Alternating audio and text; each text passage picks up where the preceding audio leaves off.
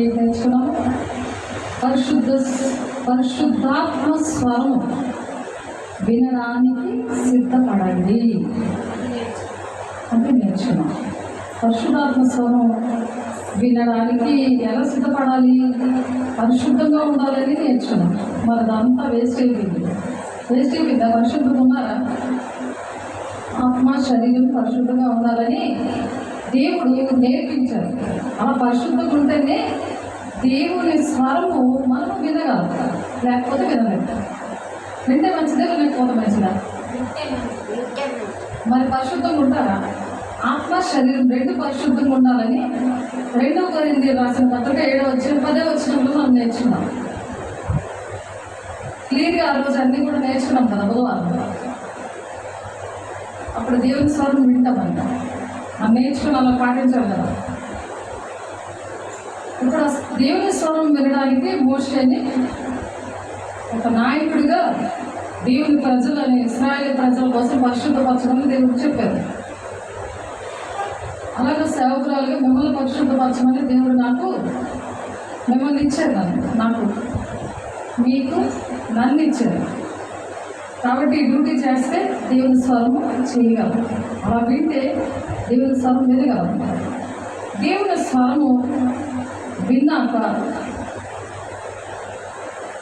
దేవుని స్వరం వింటే ఏం జరుగుతుందంటే ఆత్మ దీపము వెలిగించబడుతుంది. నీ దేహం దేవునికి ఆలయమే ఉందనుకుంటున్నా. ఆ ఆలయం అనే అందులో దీపం అనే నీ హృదయములోని దేవుని ఆత్మ అనే దీపము వెలిగించబడుతుంది. అలాగా వెలిగించబడాలి అంటే దేవుడు వెలిగించబడినప్పుడు దేవుడు వాళ్ళతో మాట్లాడుతూ ఉంటారు. వెలిగించబడలేదనుకో ఎలా ఉంటుందంటే, విందురని నేను ఎవరితో మాట్లాడేదను, ఎవరికి సాక్ష్యం ఇచ్చేదను, వారి వినుటకు తమ మనసు సిద్ధపరచుకున్నారు కనుక వినలేకపోయేది. ఇప్పుడు వినడానికి ఆత్మదీపం వెలిగించలేదు కాబట్టి దేవుడు మాట్లాడుతున్నా వినలేని పరిస్థితి, అర్థం కాలేని పరిస్థితి. అని స్వరం వెలగలిగే చెవులు లేక ఆ దీపం వెలిగించబడలేదు కాబట్టి ఎందుకు వినలేకపోతున్నారు చెప్పండి?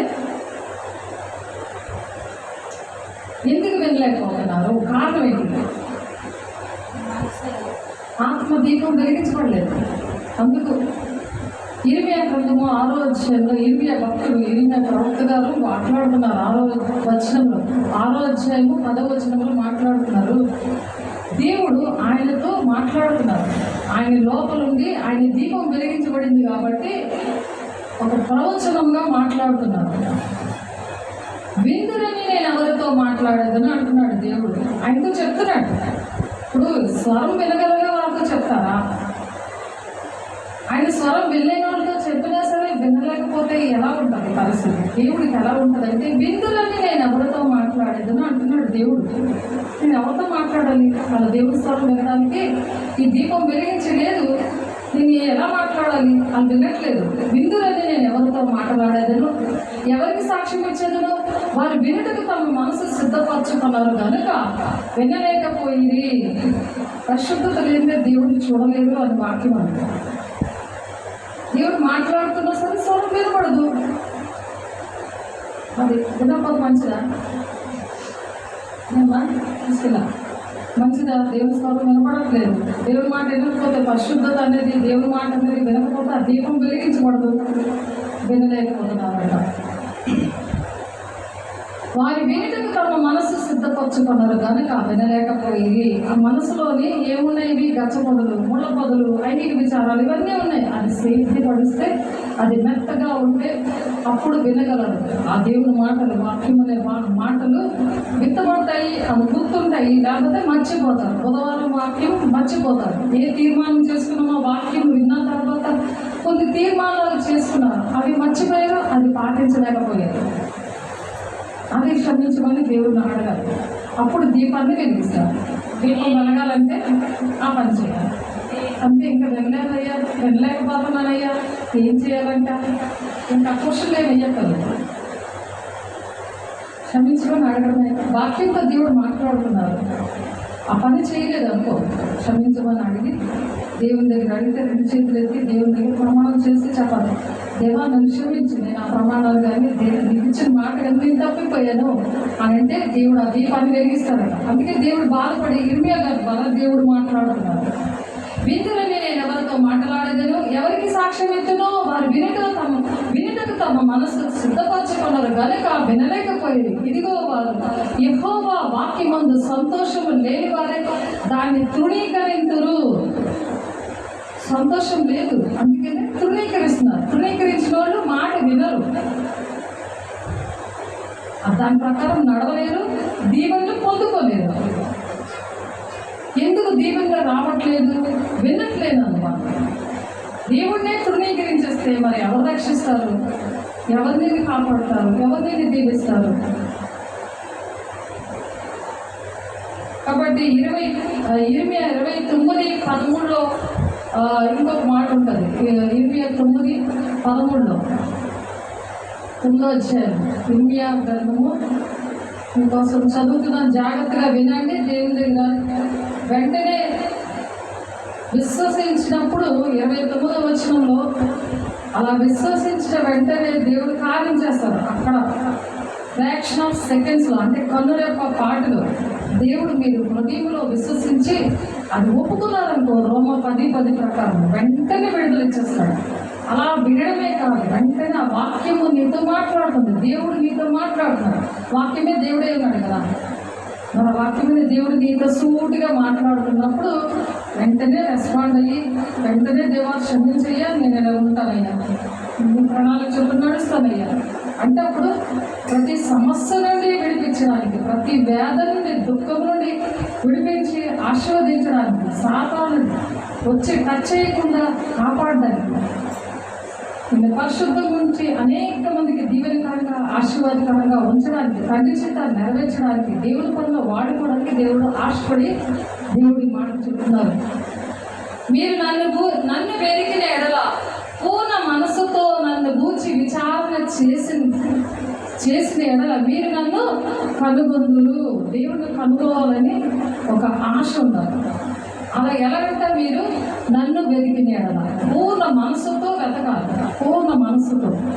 ఎందుకు మనసు ఇవ్వలేదంట, అందుకనే వాళ్ళు వినలేకపోయారు, వారి మనసు సిద్ధపరచుకోలేదు.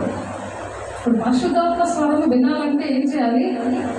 మనసుని సిద్ధపరచుకోవాలి, పరిశుద్ధంగా ఉండాలి. మన దేవుడు పరిశుద్ధుడు, అందుకని పరిశుద్ధంగా ఉండాలి. నన్ను నేను మీకు కనపరుచుకొందును, ఇదే యెహోవా వాక్కు. నేను మిమ్మల్ని చెరలో నుండి రప్పించదును. నేను మిమ్మల్ని చెరబట్టి ఏ జనులలోనికి, ఏ స్థలములలోనికి మిమ్మల్ని తోలివేసినో ఆ జనులందరిలో నుండి, ఆ స్థలములన్నిటిలో నుండి మిమ్మల్ని సమకూర్చి రప్పించగలను. సైతాన్ గడి దగ్గరికి, సైతాన్ జనుల దగ్గరికి తోలేశారు కదా, మళ్ళీ అక్కడ నుండి నేను రప్పిస్తాను అంటున్నాడు. ఎప్పుడైతే నన్ను మీరు కనుగొంటారో, పూర్ణ మనసుతో మీరు నన్ను గూర్చి విచారణ చేస్తారో, విచారణ చేయడానికి దేవుడు మంచి సన్నిధించాడు. ఒక దినము గడిపితే 1000 దినాల శ్రేష్టము అని ఉంది. ఒక గంట గడిపితే 1000 గంటలు దీవెన వస్తుంది. దేవుని దగ్గర అలాగా కనిపెట్టుకోవాలంట. నన్ను నేను నీకు కనపరుచుకొందును, ఇదే యెహోవా వాక్కు. ఆయన కనపరుచుకొని ఆయన మాట్లాడతాడు, దేవుని సన్నిధిలో మాట్లాడతాడు. అందుకనే దీన్ని ఏమంటున్నారు? మీరు నన్ను వెతికిన ఎడల పూర్ణ మనస్సుతో నన్ను కూర్చి విచారణ చేస్తే అప్పుడు వస్తాడు. విచారణ చేయాలి, దేవుడితో మాట్లాడడానికి విచారం ఉండాలి, మనుషులతో కాదు. మనుషులతో మనకు దేవుడితో మనం గడపాలి. నేను మిమ్మల్ని చెరలో నుండి రప్పించదును. అలా చేస్తే ఏం చేస్తారు? చెర, బంధకాలు, ఒక్కొక్కరు బంధకాలు అలాగా బయటికి వెళ్ళనివ్వకుండా, దేవుడు పని చేయనివ్వకుండా, బ్రతకనివ్వకుండా కొన్ని చీకట్లు, బంధకాలు మనుషులో ఉండి మనం పోరాడేది శరీరులతో కాదు, ఆకాశమందున్న దురాత్మ సమూహముతో మనం పోరాడుతున్నాం అన్నది వాటి. ఆ పోరాటం, ఆ చెర, ఆ బంధకాలు. నేను మిమ్మల్ని చెరపట్టి జనులలోనికి, ఏ స్థలములలోనికి మిమ్మల్ని తోలివేసినో ఆ జనులందరిలో నుండి, ఆ స్థలములన్నిటిలో నుండి సమకూర్చి రప్పించెదను. అయిపోయింది.